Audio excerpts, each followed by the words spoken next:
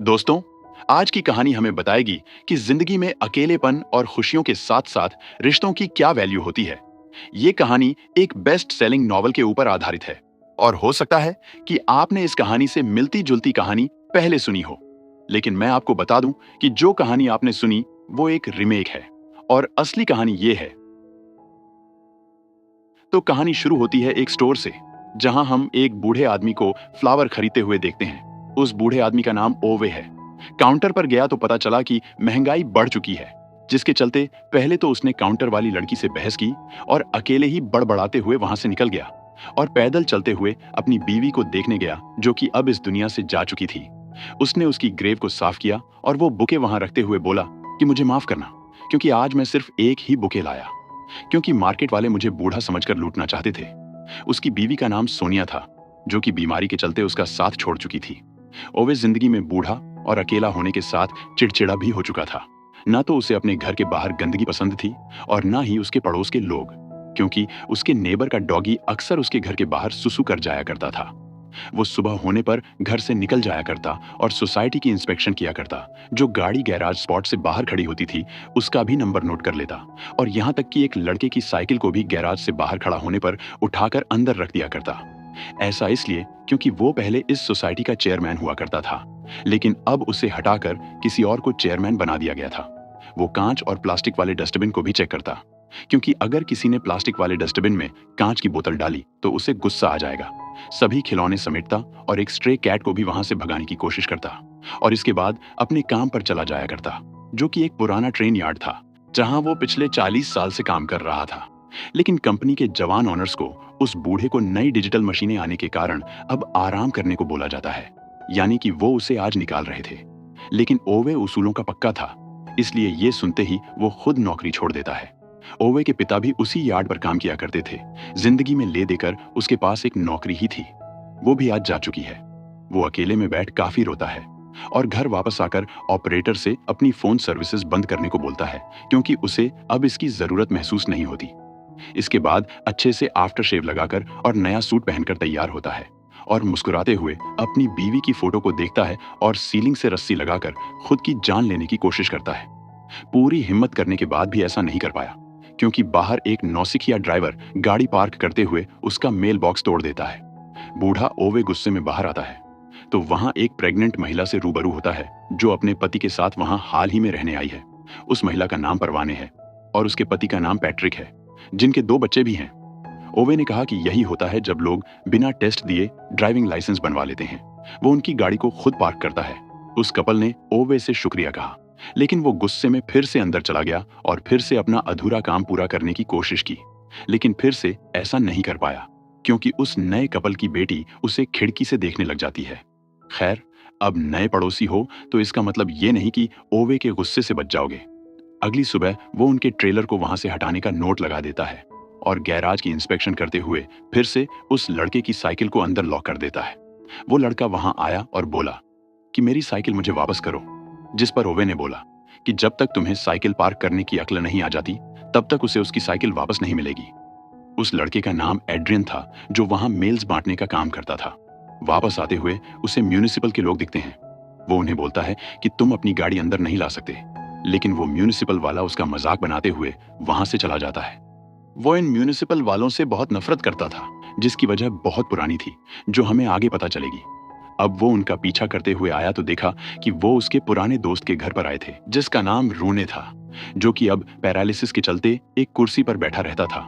रूने की बीवी, जिसका नाम अनीता है, उसने बताया कि वो म्यूनिसिपल वाले चाहते हैं कि अब रूने को ओल्ड एज होम में भेज दिया जाए, जिसके लिए वो बार बार घर पर आकर तंग करते हैं। अनीता ने बोला कि हमारा हीटर खराब हो गया है, क्या तुम एक बार चेक कर लोगे? जिस पर गुस्से में ओवे ने बोला कि अगर ठंड लगती है तो 2 ब्लैंकेट लेकर सो जाओ, और वहां से चला जाता है। अब 2 जिगरी दोस्तों के बीच ऐसी नफरत क्यों आ गई थी? ऐसा इसलिए क्योंकि जवानी में रूने और ओवे वहां एक साथ रहने आए थे। दोनों जवानी में बिल्कुल एक दूसरे की तरह थे और दोनों को ही साफ सफाई और रूल्स काफी पसंद थे। दोनों ही मानते थे कि गाड़ी पार्क करने की जगह सोसाइटी के अंदर नहीं बल्कि गैराज में होती है। धीरे धीरे समय गुजरने के साथ दोनों की दोस्ती फीकी पड़ने लगी, क्योंकि दोनों की गाड़ियों की पसंद एक दूसरे से उतनी नहीं मिलती थी। एक बेहतर गाड़ी लाता तो दूसरा उसको दिखाने के लिए उससे भी बेहतर गाड़ी लाता। समय के साथ दोनों बूढ़े होते चले गए और आज रूने का बेटा नौकरी के सिलसिले में दूसरे देश चला गया था। ओवे को रूने के अकेलेपन पर तरस आया और वो उससे फिर से दोस्ती करने गया, जिस पर रूने ने उसे माफ तो कर दिया, लेकिन इसके बाद गैराज से अपनी नई चमचमाती BMW गाड़ी बाहर निकाली। ये देख ओवे गुस्सा हो गया और हमेशा के लिए दोस्ती तोड़ दी। और कुछ समय पहले ही ओवे सोसाइटी का चेयरमैन हुआ करता था, लेकिन कुछ सालों पहले ओवे को चेयरमैन से हटाकर रूने को चेयरमैन बना दिया गया।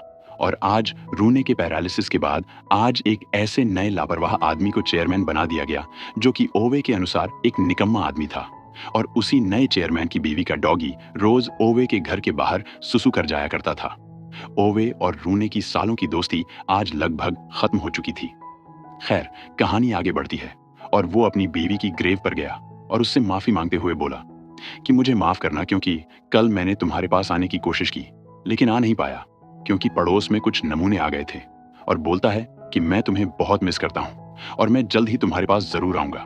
और जैसे ही इसके बाद नया सूट पहनकर अपना अधूरा काम पूरा करने की कोशिश करता तो फिर से डोरबेल बजती है। गुस्से में दरवाजा खोला तो परवाने और पैट्रिक की बेटियां उसके लिए लंच लाई थीं। उन दोनों ने भी वहां आकर पिछले दिन की मदद के लिए ओवे से शुक्रिया बोला और साथ ही पैट्रिक ने उससे अपने पर्सनल काम के लिए सीढ़ी मांग ली। सीढ़ी देते हुए अनीता भी वहां आई और ओवे से अपने घर का हीटर चेक करने का बोला। लेकिन इतने में ही वो दोनों अनीता से खुद को इंट्रोड्यूस करवाने लगते हैं और सभी को खुश होते देख ओवे भड़क जाता है और उन सभी को वहां से भगा देता है। परवाने सोचती है कि जरूर इस बूढ़े को दौरे पड़ते हैं। गुस्से से वो अंदर आया और अपनी बीवी की फोटो देख फिर से खुद को शांत किया और अपनी बीवी के स्वेटर की खुशबू महसूस करते हुए उसे अपने पुराने दिन याद आ जाते हैं, जब जवानी में वो और सोनिया उस घर में आए थे। सोनिया एक टीचर बनना चाहती थी, जिसके लिए ओवे ने खुद के हाथों से बुक शेल्फ बनाए थे। ये सब याद करते हुए वो मायूस हो जाता है और फिर से अपना काम पूरा करने की कोशिश करता है। और उसके ऐसा करते ही हम बैकग्राउंड में एक आवाज को सुनते हैं जो हमें बताती है कि जब इंसान की जान जा रही होती है तो उसकी सारी जिंदगी उसके सामने आ जाती है। और हम उसके बचपन को देखते हैं, जहां आज हम उसे एक चर्च में मौजूद पाते हैं, क्योंकि आज उसकी मॉम का फ्यूनरल था। ये देख वो पूरी तरह से टूट चुका था। वहां से बाहर आकर उसने देखा कि एक साइड से उसकी मॉम के कॉफिन को बाहर ले जाया जा रहा था तो दूसरी तरफ से वहां एक कपल शादी करने जा रहा था। इस बात से उसने सीखा कि जिंदगी किसी के लिए नहीं रुकती। किसी करीबी के जाने का दुख जितना तुम्हें होगा उतना किसी और को नहीं। वो अपने डैड के साथ शहर के बाहरी इलाके में रहता था और उसके डैड उससे ज्यादा बात नहीं करते थे। जब भी बात करते तो गाड़ी के इंजन की ही बात किया करते थे, पर इसके बावजूद भी उसे अपने डैड की पुरानी गाड़ी में घूमना अच्छा लगता था। स्कूल के बाद वो अक्सर अपने डैड के ट्रेन स्टेशन की तरफ जाता, जहां उसके डैड ट्रेन में सफाई का काम करते थे। वो भी उनकी मदद करता। ऐसे में एक दिन उसे एक महिला का पर्स मिला, लेकिन कोई दूसरा सफाई वाला उससे वो पर्स ले लेता है और बोलता है कि ये अब मेरा हुआ। ओवे छोटा था इसलिए कुछ नहीं कर पाया। ऐसे में उसके डैड ने पीछे से आकर उस आदमी को पकड़ा और ओवे को वो पर्स वापस दिलवाया और कहा कि ये तुम्हें मिला था और तुम्हें इसके साथ जो भी करना है वो तुम्हारी मर्जी है। लेकिन ओवे उसे अपने पास नहीं रखता, बल्कि उसे पर्स की असली ओनर को लौटा देता है। कुछ दिन बाद उसकी जिंदगी में कुछ अजीब हुआ। स्टेशन की तरफ जाते हुए वो एक ट्रेन के सामने आने से बच जाता है और जिस कारण उसके डैड ने डरते हुए पहली बार उसे गले से लगाया, ये ओवे के लिए बहुत स्पेशल मोमेंट था, क्योंकि मां के जाने के बाद उसे पहली बार उसके डैड ने हक किया था। इसके बाद दोनों एक दूसरे के साथ और अच्छे से घुलने मिलने लगे। जिंदगी का पहलू घूमता है और आज ओवे जवान हो चुका है, जिसका आज स्कूल का रिजल्ट आया है। उसके डैड भी अब बूढ़े होने लगे थे। डरते हुए उसने अपना रिपोर्ट कार्ड अपने डैड को दिखाया और अपने बेटे के पास होने की खुशी में उसके डैड ये बात वहां सबको बताने लगते हैं कि देख लेना, बहुत जल्द मेरा बेटा हमारे स्टेशन पर काम करेगा और हमारा बॉस बनेगा। लेकिन उनकी नजर हटी और एक ट्रेन ने उन्हें कुचल दिया। ये देख ओवे की पूरी जिंदगी उसके सामने खत्म हो जाती है। वो मानने लगा था कि उसे जिंदगी में कभी खुश होने का मौका नहीं मिलेगा। यही सब याद करते हुए हम देखते हैं कि उसकी सीलिंग की रस्सी टूट जाती है और वो नीचे गिर जाता है। इसके बाद गुस्से में वो वापस स्टोर गया और बोला कि तुम कंपनी वाले इतनी घटिया क्वालिटी की रस्सियां क्यों बनाते हो। और इस रस्सी वाली बात की शिकायत वो अपनी बीवी से करने लगा और बोला कि शायद मुझे तुमसे मिलने में अभी थोड़ा और समय लगने वाला है, और उसकी ग्रेव के पास ही लेट जाता है।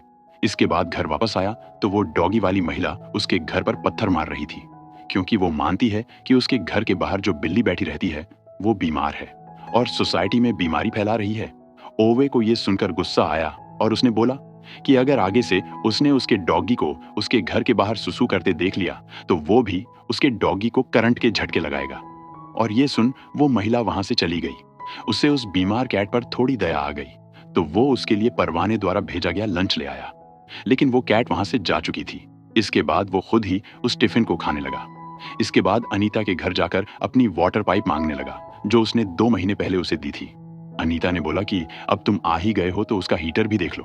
मजबूरन उसे उसका हीटर भी ठीक करना पड़ा। पास में ही रूने भी पैरालिसिस की हालत में बैठा था। तो उसने बोला कि मैं आज भी तुमसे नाराज हूं क्योंकि तुम मुझे हटाकर खुद चेयरमैन बन गए। लेकिन अब क्या फर्क पड़ता है, क्योंकि मैं बहुत जल्द खुद की जान लेने वाला हूं। और फिर इस बेकार सोसाइटी में तुम अकेले ही रहना। तुम कभी मेरे दोस्त हुआ करते थे, इसलिए सोचा कि तुम्हें बता दूं। इतने में ही पड़ोस में रहने वाला जिमी भी उनके घर आता है, जिस पर अनीता बोलती है अगर वो उनके साथ लंच करेगा तो रूने और उसे भी अच्छा लगेगा। जिस पर वो बोलता है कि रूने को क्या ही अच्छा लगेगा, वो तो बेजान हालत में बैठा रहता है। जिस पर अनीता ने कहा कि भले ही वो बेजान हालत में है लेकिन वो सब सुनता और समझता है। ये सुनते ही ओवे ने रूने को देखा तो पाया कि रूने उसे घूर रहा था। इसका मतलब वो ओवे की खुद की जान लेने की बात समझ चुका था। ओवे घबराते हुए जैसे ही वहां से निकला तो रूने ने उसे रोकने की कोशिश भी की लेकिन वो चला गया। इसके बाद घर पहुंचकर वो फिर से सूट बूट में तैयार हुआ और गैराज की तरफ निकल गया और अनीता से लाया हुआ वाटर पाइप गाड़ी के एग्जॉस्ट में लगाया और सफोकेशन से खुद की जान लेने की फिर से कोशिश करने लगा। जाते हुए उसने परवाने का लंच बॉक्स भी वापस किया जिस पर उसके खाने की तारीफ की हुई थी। इसके बाद गाड़ी के धुएं की वजह से वो फिर से बेहोश होने लगा और उसकी जिंदगी फिर से उसकी नजरों के सामने आई और वो फिर से चर्च में था और आज उसके डैड का कॉफिन वहां रखा हुआ था। खैर, अगले दिन वो अपने डैड के स्टेशन पर स्टेशन बॉस से मिला और अपने डैड के एक्सीडेंट का मुआवजा वापस देते हुए बोला कि उसे ये पैसे नहीं चाहिए। उसके बर्ताव से खुश होकर बॉस ने उसे उसके डैड के बदले वहां सफाई की नौकरी दे दी। दिन गुजरे और काम के पहले ही दिन उसका सामना उसी आदमी से हुआ जो बचपन में उससे पर्स छीन रहा था। उस आदमी ने उसे डराया और उसे डराते हुए उसके डैड की घड़ी भी ले ली।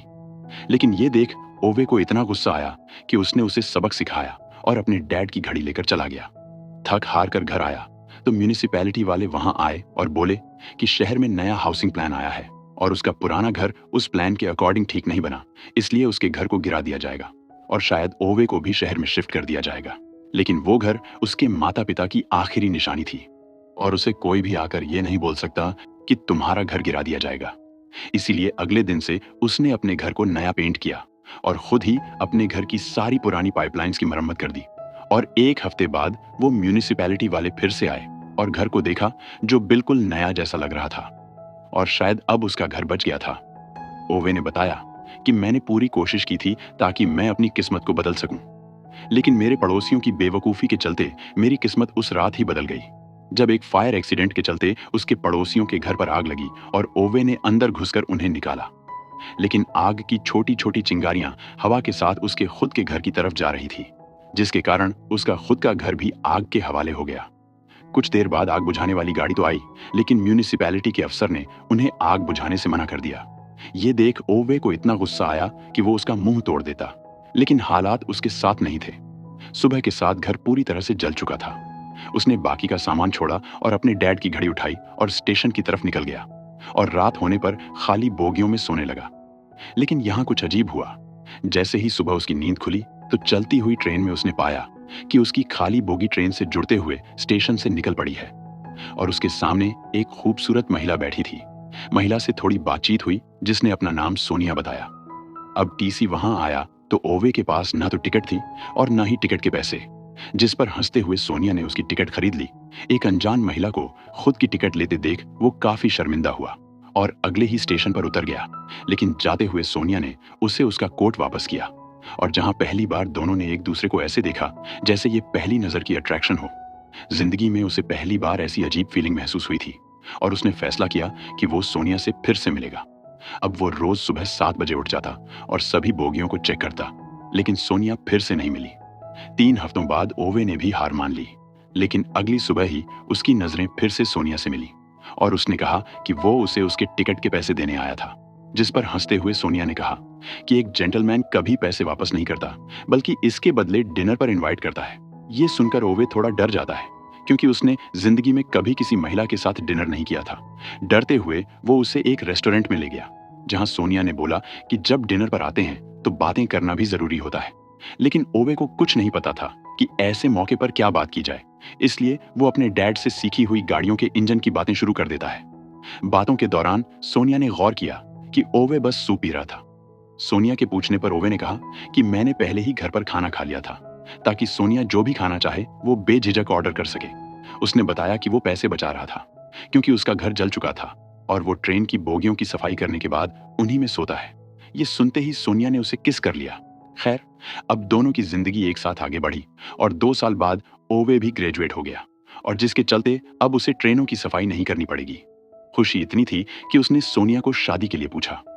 सोनिया ने भी इमोशनल होते हुए हाँ बोला, और इसी के साथ बूढ़े ओवे को फिर से होश आ गया, क्योंकि कोई उसके गैराज का दरवाजा पीट रहा था। खोलने पर परवाने ने बताया कि उसका पति पैट्रिक घर की रिपेयर करते हुए सीढ़ी से नीचे गिर गया था। अब क्योंकि परवाने का ड्राइविंग लाइसेंस नहीं था, इसलिए वो उसे हॉस्पिटल ले गया, जहां उसे उनके दोनों बच्चों का ख्याल रखना पड़ा। लेकिन पैट्रिक को देखने के बाद जैसे ही वो वापस आई तो ओवे वहां पर नहीं था। उसे पुलिस वालों ने पकड़ लिया था। उसने बताया कि जब वो उसकी बेटियों को कहानी सुना रहा था तो एक क्लाउन वहां आया, जिसने जादू दिखाने के बदले उससे 5 सेंट लिए और जादू के बाद उसे नकली सिक्का वापस कर दिया, जिसके चलते गलती से उसने उसे गिरा दिया। और पुलिस वालों को उस क्लाउन की कोई गलती नहीं दिख रही। सब बेचारे बूढ़े को परेशान कर रहे हैं। अब जैसे ही वापस आए तो उन दोनों छोटी बच्चियों ने उसे हग करते हुए बाय बोला, लेकिन ओवे ने उन्हें भगा दिया। शायद अब उसे भी कोई पसंद करने लगा था। खैर, अब कहानी आगे बढ़ती है और अगले दिन वो फिर से सूट बूट पहनकर ट्रेन स्टेशन पर आता है। उसकी सोसाइटी में तो उसे कोई मरने देगा नहीं, तो आज वो यहाँ अपनी कोशिश करेगा। लेकिन इतने में ही सामने खड़ा एक लड़का बेहोश होकर ट्रैक्स पर गिर जाता है और उसकी मदद करने की बजाय सब उसकी वीडियो बना रहे थे। उसे गुस्सा आया और उसने खुद ही नीचे कूदकर उस लड़के को बचाया। लेकिन अब वो खुद की जान ले पाता कि तभी उसे भीड़ में एक लड़का दिखाई दिया जो उसी का बचपन था। ये देख वो फौरन वापस प्लेटफॉर्म पर आ गया। शायद आज किस्मत फिर से नहीं चाहती थी कि ओवे जिंदगी को अलविदा बोल जाए। उसे वहां से जाते हुए एक महिला ने देखा, जिसके बारे में हम आगे बात करेंगे। अब वापस आया तो परवाने ने उसे बताया कि मेरी बेटी ने फैमिली ड्राइंग में ओवे को भी बनाया है। इसका मतलब उसकी बेटियों के लिए ओवे उनके दादाजी की तरह था। और बहाने से वो उसे बोलती है कि अब पैट्रिक तो हॉस्पिटल में है, तो क्यों ना वो उसे ड्राइविंग सिखा दे। अब दोनों बात कर ही रहे थे कि उन्होंने गौर किया कि वो स्ट्रे कैट भी वापस आ चुकी थी। परवाने उसे उठाकर ओवे के घर में ले जाने का बोलती है। ओवे पहले तो मना करता है, लेकिन परवाने ने इतना गुस्से से बोला कि उसे भी उसकी बात माननी पड़ी। इतने में ही जिमी भी वहां आता है और उस कैट को पकड़ लेता है। परवाने ने डिसाइड किया कि मेरे बच्चे तो कैट से एलर्जिक हैं, तो अब उस बीमार कैट की देखभाल ओवे को ही करनी चाहिए और इस बहाने उसका अकेलापन भी खत्म होगा। ओवे कुछ बोल नहीं पाया और बात मान गया। खैर, अब अगले दिन हम ओवे को फिर से ग्रेवयार्ड में देखते हैं, जहां वो सोनिया से माफी मांगते हुए बोलता है कि मैं पूरी कोशिश कर रहा हूं, लेकिन आए दिन कोई ना कोई उसे रोक देता है और अब तो ये बिल्ली भी उसके घर पर रहती है और जब तक ये ठीक नहीं होती तब तक के लिए उसे अपना प्लान पोस्टपोन करना पड़ेगा। शाम को जब परवाने के बच्चों को देखा तब उसे याद आया कि कभी वो और सोनिया भी शादी के बाद बच्चों के नाम सोच रहे थे। खैर, अब अगली सुबह हुई और ओवे ने देखा कि अब सोसाइटी का नया चेयरमैन परवाने को ड्राइविंग सिखा रहा था। ऐसा इसलिए क्योंकि परवाने नहीं चाहती थी कि ओवे को उसकी वजह से कोई प्रॉब्लम हो। लेकिन दिन गुजरने के साथ ओवे बदलने लगा और एक सुबह उसने उस कैट को खाना डाला और परवाने से बोला कि अब से वो उसे ड्राइविंग सिखाएगा।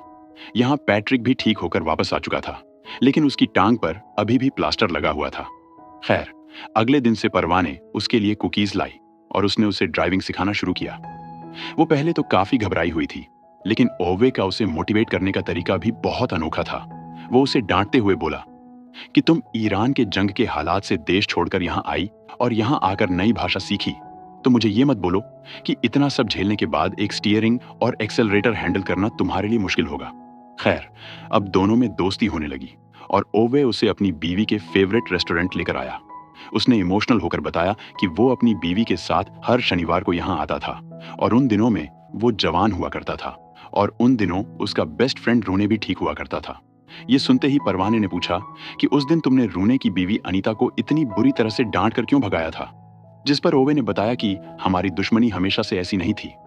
हम पहले बहुत अच्छे दोस्त हुआ करते थे, जो आंखों में सपने लिए उस सोसाइटी में रहने आए थे। लेकिन समय के साथ दोनों की दोस्ती में दूरियां आ गई और आज हम दोनों ही बूढ़े हो चुके हैं और दोनों ही बस अपनी मौत का इंतजार कर रहे हैं। वापस आते हुए परवाने ने बताया कि उसे अपनी राइटिंग क्लासेस के लिए बाहर जाना होगा, इसलिए रात होने तक अगर ओवे उसके बच्चों को संभालेगा तो उसकी काफी मदद होगी। वो भी एक दुखी मन के साथ मान जाता है। इसके बाद बच्चों को संभालते हुए उसने नोटिस किया कि उनका घर काफी गंदा पड़ा था और पहले तो लोग सच में घर बनाते थे, लेकिन आजकल कंप्यूटर पर भी घर बनाने लग पड़े हैं। उसे एहसास हुआ कि जमाना काफी आगे निकल चुका है। खैर, रात होने पर वो दोनों वापस आए तो हैरान हुए जब देखा कि किचन की सफाई हो चुकी थी और बच्चों का शोर भी नहीं आ रहा था और समय से पहले ही उन्होंने अपना होमवर्क भी पूरा कर लिया था। बच्चों को ओवे के साथ अच्छा लगने लगा था और शायद अब ओवे भी बदलने लगा था। जब हम देखते हैं कि उस स्ट्रे कैट को जमीन पर ना सुलाकर वो बेड पर सुला रहा था, जहां कभी सोनिया सोया करती थी। खैर, अगली सुबह वही साइकिल वाला लड़का आया जिसकी साइकिल ओवे अपने पास रख लेता था। वो उसके मेल्स लाया था। उसने बताया कि ओवे ने उसके साथ हमेशा बुरा बर्ताव किया था, लेकिन वो हमेशा चुप रहा क्योंकि वो सोनिया की रिस्पेक्ट किया करता था। उसने बताया कि वो सोनिया का स्टूडेंट था और पढ़ाई में कमजोर होने के बाद भी सोनिया ने हमेशा उसे बाकी स्टूडेंट्स की तरह ही ट्रीट किया।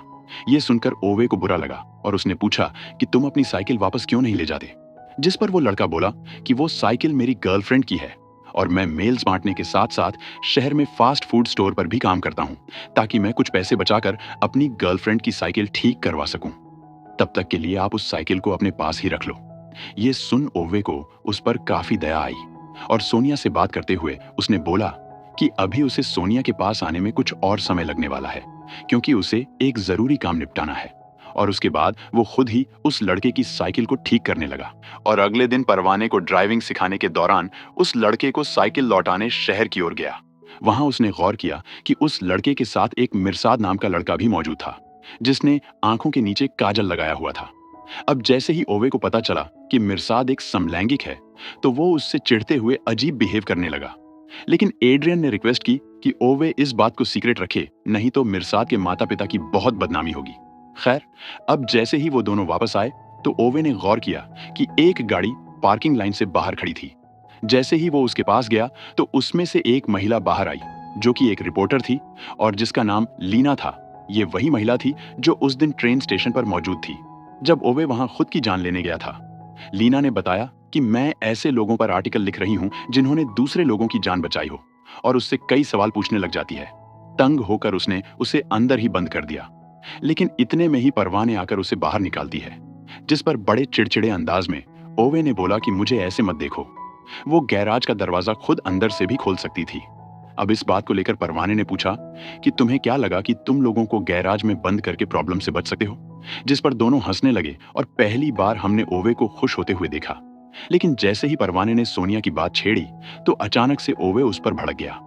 ये सच में कुछ अजीब ही था, लेकिन इतने में ही उसने देखा कि वो म्यूनिसिपैलिटी वाला आदमी फिर से वहां आ गया था।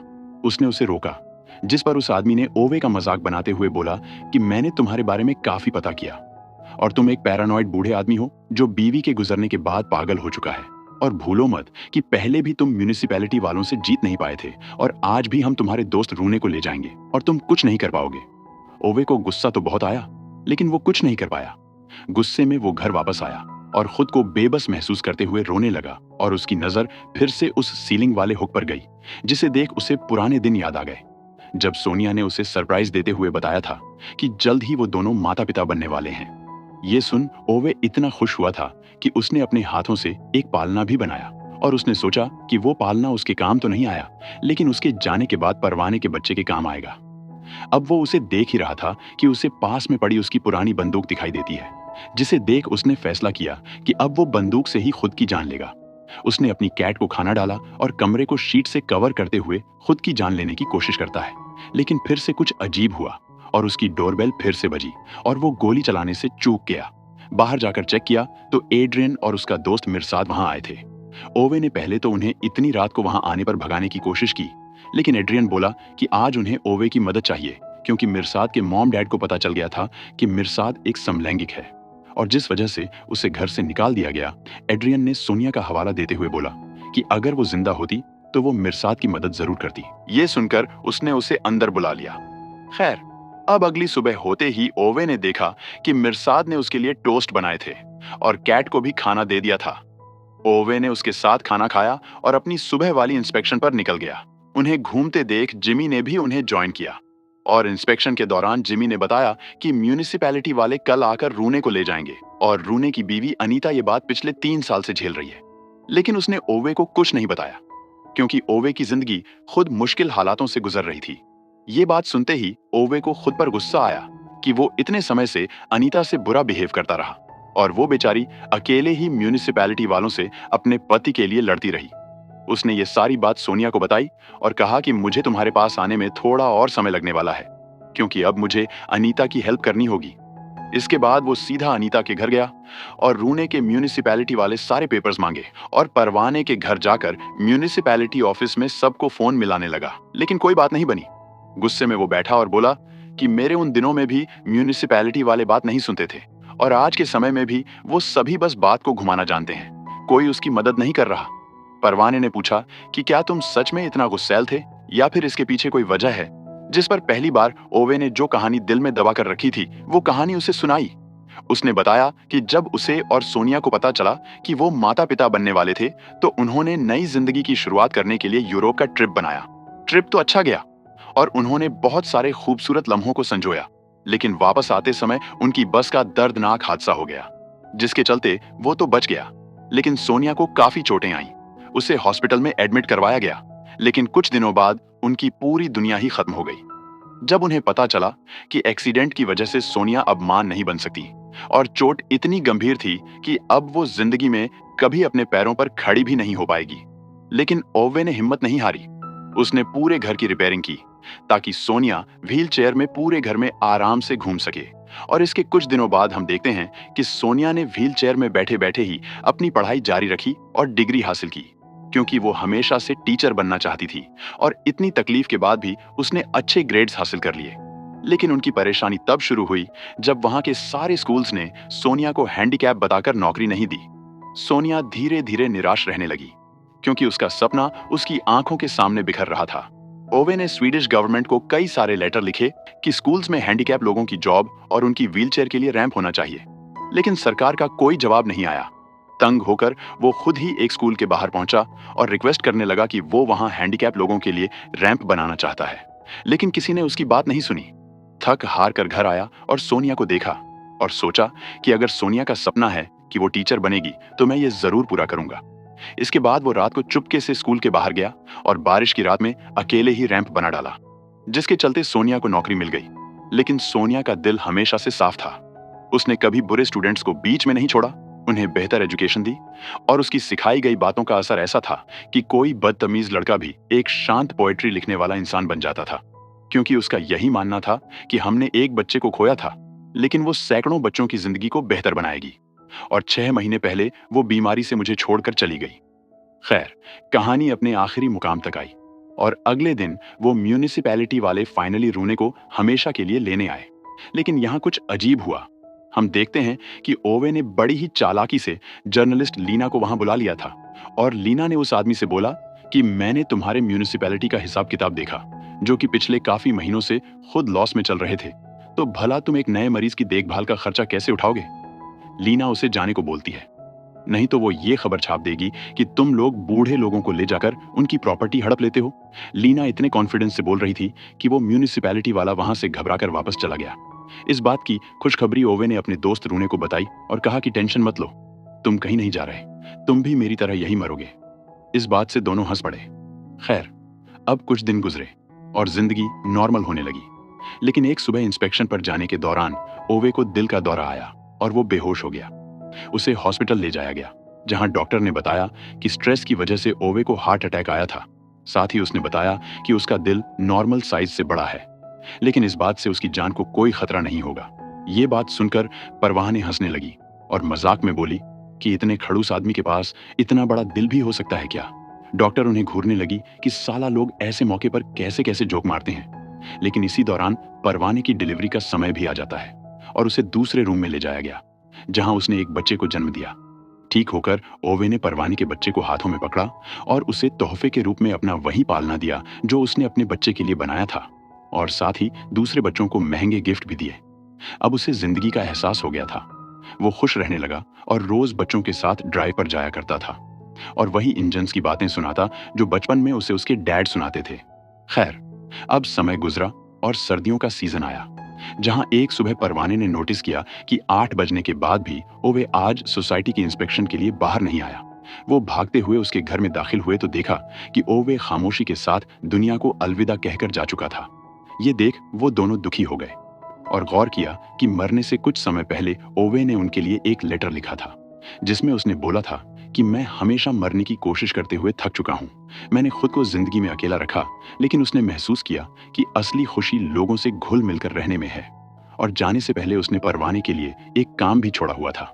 वो चाहता था कि परवाने अब से रोज सोसाइटी की इंस्पेक्शन करे और साथ ही उसकी पालतू बिल्ली का भी ख्याल रखे। अगले दिन ओवे का फ्यूनरल किया गया। सब दुखी थे, लेकिन ओवे को अपनी मंजिल मिल चुकी थी। मरने के बाद ओवे की आंख खुली तो उसने खुद को फिर से उसी बोगी में पाया जहां उसकी मुलाकात पहली बार सोनिया से हुई थी, जहां सोनिया आज भी उसका इंतजार कर रही थी। उसने उसका हाथ थामा और इसी के साथ ये कहानी यहां खत्म हो जाती है। जाते जाते ये कहानी हमें ये बताती है कि जिंदगी कोई सीधी सड़क नहीं, ये तो मोड़ से भरा हुआ एक खूबसूरत रास्ता है। हर ठोकर हमें गिराने नहीं, बल्कि खुद को पहचानने के लिए मिलती है। जो मुस्कुराकर चलना सीख लेता है, वही असली मायनों में जीना सीख जाता है, क्योंकि जिंदगी आईने की तरह है। आप मुस्कुराओगे तो ये भी मुस्कुरा उठेगी। और कहानी में आखिर तक बने रहने के लिए आप सभी का शुक्रिया।